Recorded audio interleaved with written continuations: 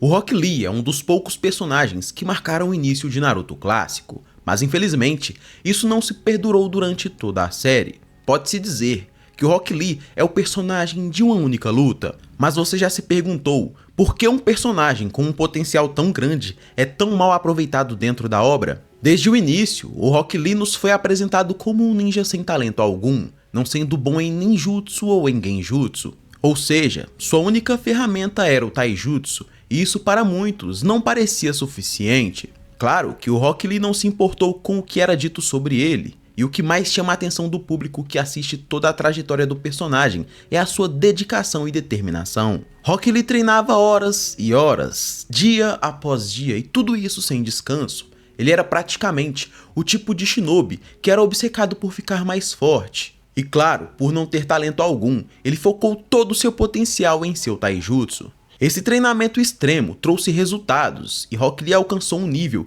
que nem mesmo Neji era capaz de alcançar. O próprio Maitugai afirma que o Rock Lee havia se tornado o maior especialista em taijutsu de todo o mundo. Quando a história de Rock Lee e Neji é contada, vimos que o Neji era muito superior ao Rock Lee. Mas após um longo e contínuo treinamento, vimos que a diferença entre os dois era brutal no começo de Naruto clássico. E não é que o Neji não fosse capaz de vencê-lo, já que uma luta envolve inúmeros fatores, mas o nível que ele alcançou era algo inimaginável para o seu rival naquele momento. Rock Lee é apresentado logo no início dos exames Chunins, onde ele supostamente para um ataque de Sasuke e de um dos Chunins que observavam a prova naquele momento. Logo após esse acontecimento, ele fica diante tanto do Naruto quanto do Sasuke. Ao confrontar o Sasuke e o Uchiha, Naruto se irrita e parte para cima de Rock Lee, mas ele não tinha a menor chance. Consequentemente, ele acabou sendo derrotado com um único golpe. Sasuke, por outro lado, comprou a ideia de enfrentar o Rock Lee naquele momento, mas ele acabou sendo humilhado.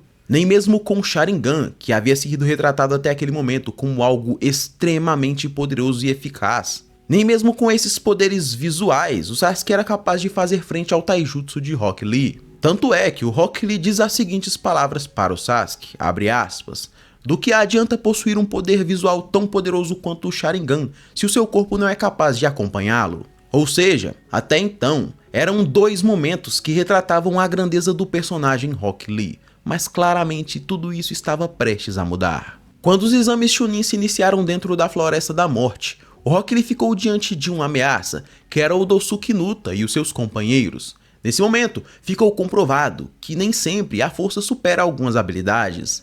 Mesmo sendo muito habilidoso e poderoso, Rock Lee acabou sucumbindo aos poderes de Dosu.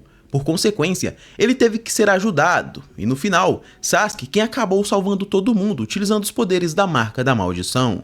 Mas tudo bem, ainda era só o começo. A maioria de nós tinha aquela esperança de que o Rock Lee fosse brilhar, e isso realmente acontece. Na fase de confrontos, Rock Lee fica diante de Gaara, sendo ele o maior obstáculo de sua vida até então, e o Rock Lee nem tinha noção disso. Muitos não acreditavam no seu potencial, mas o Rock Lee acabou se saindo muito bem contra o Gaara. Mas infelizmente, mesmo com todos os seus esforços e utilizando até mesmo o quinto portão interno, nem mesmo esse grande poder avassalador foi suficiente para derrotar o Gaara. E até hoje, muitos questionam o resultado dessa luta, reafirmando que quem deveria ter vencido essa luta era o Rock Lee. Mas eu quero saber a sua opinião, você também acha que o Rock Lee deveria ter vencido essa batalha? Já comenta aí. Infelizmente para o Rock Lee, essa não foi uma derrota comum. Graças aos seus movimentos ofensivos e à investida do Gaara no final da luta, ele quase perdeu a oportunidade de lutar novamente como um shinobi. Se não fosse aos avanços medicinais e à grande inteligência de Tsunade Senju, pode-se dizer que o Rock Lee teria acabado aí, nesse confronto contra o Gaara. Ao se recuperar das lesões graças à cirurgia de Tsunade, Rock Lee tem a oportunidade de brilhar novamente. Na missão de resgate ao Sasuke, ainda em Naruto clássico, Rock Lee fica diante de Kimimaro Kaguya, um oponente extremamente poderoso e habilidoso. Consequentemente, eles se engajam em uma luta épica. A princípio, Rock Lee tinha toda a vantagem por ser um melhor combatente. Mesmo se recuperando de sua cirurgia, ele supera o Kimimaro em combate por um certo período de tempo. Mesmo que ele não estivesse sóbrio, os feitos do Rock Lee nesse momento foram memoráveis e a esperança dos fãs reacenderam novamente. Mas claramente, esse momento durou pouco tempo, assim como em sua luta contra o Gaara. Rock Lee é subjugado por Kimimaro e infelizmente é derrotado com certa facilidade. E assim como ele foi salvo pelo Sasuke lá na Floresta da Morte, a mesma coisa acontece aqui nesse momento e nessa luta, onde o Rock Lee acaba sendo salvo por um oponente antigo. Gaara chega para resolver a situação e mostra uma evolução absurda, algo que o Rock Lee jamais alcançaria mesmo que estivesse em condições normais. Não dá para negar que a velocidade de evolução do Gaara é algo realmente digno de um gênio. A partir desse ponto da história, Rock Lee foi superado por muitos shinobis que inicialmente eram mais fracos que ele, como por exemplo o próprio Naruto e o Sasuke, que sim, superaram Rock Lee no final de Naruto clássico. O que só comprova que Naruto nunca foi sobre esforço, já que o talento natural sempre se sobressai de alguma forma.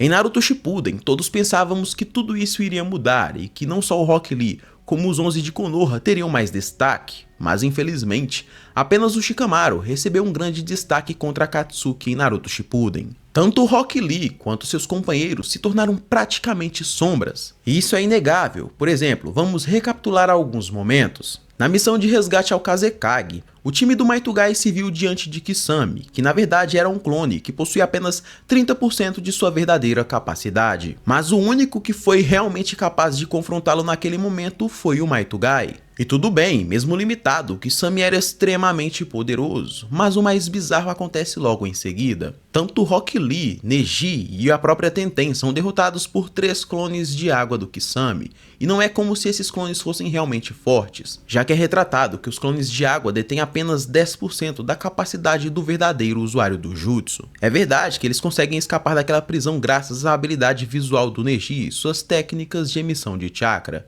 Mas é inegável que o autor realmente jogou esses personagens para escanteio. Por exemplo, o único destaque que o time do Maitugai realmente recebeu foi um momento em que eles enfrentaram clones de si mesmos. E tudo bem que aquela não era uma tarefa fácil, já que os clones eram tão fortes quanto os verdadeiros. Mas não para por aí. Tem um momento em específico em que o Deidara é encurralado pelo time do Maitugai. E o Deidara não estava só cansado, como ele havia perdido 2 de seus braços. E ainda assim, o time do Gai não teve competência para capturá-lo. E não para por aí, na Quarta Grande Guerra Ninja, todos acabam brilhando de certa forma, seja o time Inoshika-Cho com suas habilidades especiais sendo utilizadas em conjunto, quanto o próprio time 7 de Kakashi.